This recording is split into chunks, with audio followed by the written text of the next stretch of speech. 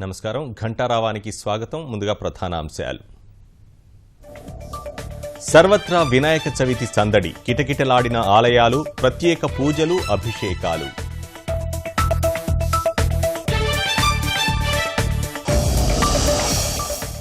విభిన్న రూపాల్లో దర్శనమిస్తున్న పార్వతీ తనయుడు. విశాఖలో కొలువైన 108 అడుగుల అతిపెద్ద గణనాథుడు.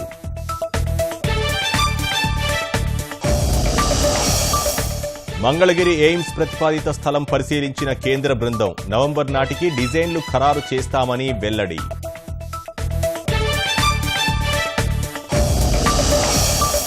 ఉగ్రవాదులకు మద్దతిచ్చే దేశాలపై ఆంక్షలు విధించాల్సిందే.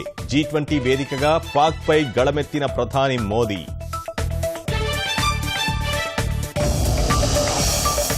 వేర్పాటువాద హురియత్ నేతల తీరును తప్పుబట్టిన రాజ్నాథ్. కశ్మీర్లో శాంతి నెలకొల్పేందుకు ఎవరితోనైనా చర్చలకు సిద్ధమని ప్రకటన.